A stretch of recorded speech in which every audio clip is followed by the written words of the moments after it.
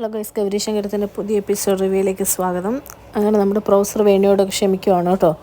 അത് കഴിഞ്ഞ് എല്ലാവരും കൂടി ഇങ്ങനെ സംസാരിക്കുന്ന സമയത്ത് വേണി പറയുവാണ്, ആദർശേട്ടനെ എങ്ങനെയും നമുക്ക് പഴയ രീതിയിലാക്കണം എന്നൊക്കെ പറയുമ്പോഴത്തേക്കും നന്ദിനി അമ്മയും മുത്തശ്ശിയോട് ചോദിക്കുകയാണ്, അമ്മ പറഞ്ഞു ഒരു വൈദ്യനില്ലേ എന്ന് നമുക്ക് അവിടെ കാണിച്ചാലോ എന്ന് പറയുമ്പോൾ എല്ലാവരും കൂടെ പറയുവാണ് കേട്ടോ.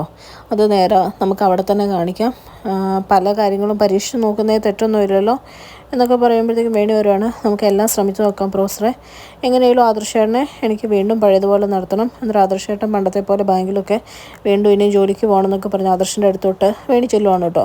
അത് കഴിയുമ്പോഴേക്കും ആദർശ വേണിയെ ഭയങ്കര സ്നേഹത്തോടെ നോക്കുന്നതാണ് കാണിക്കുന്നത്.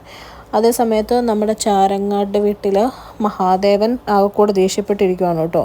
പുള്ളി പറയുന്നുണ്ട് രാധാമണി തങ്കച്ചിയോട്, എൻ്റെ മോള് അവിടെ ആദർശൻ്റെ കൂടെ അങ്ങനെ ജീവിക്കുമ്പോൾ ഇവിടെ ഗൗരി ഭയങ്കര സുഖമായിട്ട് ജീവിക്കുന്നു, അത് ഞാൻ സമ്മതിക്കത്തില്ല എന്ന് പറയുമ്പോഴേക്കും രാധാമണി തങ്കച്ചി പറയുന്നുണ്ട്, ഒരാൾ പോലും അറിയാതെ വേണം അവളെ കൊല്ലാൻ എന്ന് പറയുമ്പോഴത്തേക്കും മഹാദേവൻ ചിരിച്ചിട്ട് പറയുകയാണ്, കൊല്ലാനൊന്നും അല്ല മഹാദേവൻ്റെ പ്ലാന്. മഹാദേവനാണ് ഈ പറയുന്നുണ്ട്, ആയുധങ്ങൾ എടുക്കാതെയും ചോര വീഴാതെയും പല യുദ്ധങ്ങളും നടന്നിട്ടുണ്ട്, അങ്ങനെ ഒരു യുദ്ധമാണ് ഞാൻ ഉദ്ദേശിക്കുന്നത്, ഞാൻ ആ വക്കീലിനോട് ഇങ്ങ് വരാൻ പറഞ്ഞിട്ടുണ്ടെന്ന് പറയും.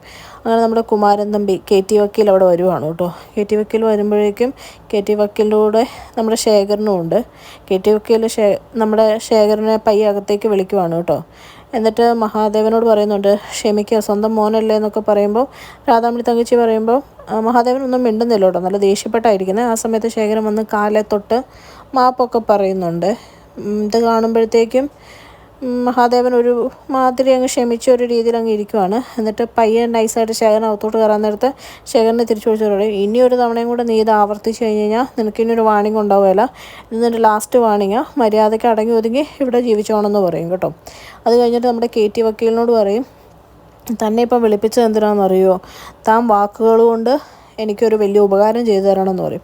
എനിക്ക് വക്കീലിനൊന്നും മനസ്സിലാവുന്നില്ല കേട്ടോ. അപ്പോൾ പറയും, ഞാൻ നിനക്ക് കാര്യമായിട്ട് പറഞ്ഞു തരാം എന്ന് പറഞ്ഞിട്ട് വക്കീലിനോട് ഓരോ കാര്യങ്ങൾ പറഞ്ഞു കൊടുക്കുവാണ് കേട്ടോ. പിന്നെ കാണിക്കുന്നത് എന്നാന്ന് വെച്ച് കഴിഞ്ഞാൽ നമ്മുടെ ധ്രുവനെയാണ്. ധ്രുവനാണെങ്കിൽ കിരണുമായിട്ട് ഇങ്ങനെ സംസാരിച്ചുകൊണ്ട് നിൽക്കുവാണ് കേട്ടോ. അപ്പം കിരൺ ചോദിക്കുന്നുണ്ട്, ധ്രുവ നിനക്ക് നിൻ്റെ പേരൻസിനെ കാണണം എന്ന് ആഗ്രഹമൊന്നുമില്ലേ, അച്ഛനും അമ്മയൊക്കെ എന്ന് പറയുമ്പോൾ ധ്രുവൻ പറയുന്നുണ്ട്, അവരവരുടേതായ ലോകത്ത് ഭയങ്കര സന്തോഷമായിട്ടാണ് ജീവിക്കുന്നത്, അതൊക്കെ ഞാൻ അറിയുന്നുണ്ട്. പിന്നെ അതേ സമയത്ത് നമ്മുടെ ഷാനങ്ങ് വരുവാണ് കേട്ടോ. ഷാനങ്ങ് വന്നിട്ട് ഷാൻ പറയുവാണ്, ആരതിയുടെ കല്യാണം ഉറപ്പിച്ചു എന്ന് പറയുമ്പോഴേക്കും ധ്രുവൻ പറയുന്നുണ്ട്, ഞാൻ കെട്ടാനിരുന്ന പെണ്ണല്ലേ, അപ്പോൾ അവൾക്കൊരു സമ്മാനം കൊടുക്കണ്ടേ എന്ന് ചോദിക്കുമ്പോൾ അവർ രണ്ടും പറയുന്നുണ്ട്, വേണ്ട കേട്ടോ, ശങ്കർബായി ഇത് അറിഞ്ഞു കഴിഞ്ഞാൽ ആൾക്കൂടെ പ്രശ്നമാവും എന്ന് പറയുമ്പോൾ ധ്രുവൻ പറയുന്നുണ്ട്, അതിന് ഞാനാ കൊടുക്കുന്നതെന്ന് പറയണ്ട, നീ ആ നവീൻ ബ്രോയെ ഒന്നുകൂടെ വിളിക്കുക, ഒരു തവണയും കൂടെ അവനൊരു ഗസ്റ്റ് റോൾ ചെയ്യാനുണ്ട്.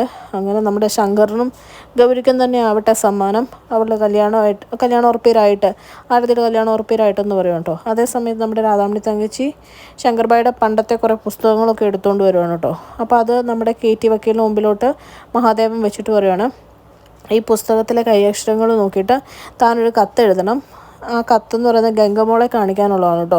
പണ്ട് തൊട്ടേ ശങ്കറിൻ്റെ മനസ്സിൽ ഗംഗയോടൊരു ഇഷ്ടം ഉണ്ടായിരുന്നെന്ന് ആ കത്ത് വായിക്കുമ്പോൾ തന്നെ ഗംഗമോൾക്ക് തോന്നണം, അതുപോലെ ഒരു കത്ത് എഴുതണം എന്ന് പറയുന്നു കേട്ടോ. അപ്പോൾ KT വക്കീൽ പറയുന്നുണ്ട്, അത് ഞാൻ ഏറ്റു, മഹാദേവൻ സാർ എനിക്കൊരു കേസ് തന്നു കഴിഞ്ഞാൽ അത് ജയിക്കുമോ തോക്കുമോ എന്ന് എനിക്കറിയത്തില്ല, പക്ഷേ ഈ കാര്യത്തിൽ എനിക്ക് 100% ഉറപ്പ് പറയാമെന്ന് പറയുവാണ്.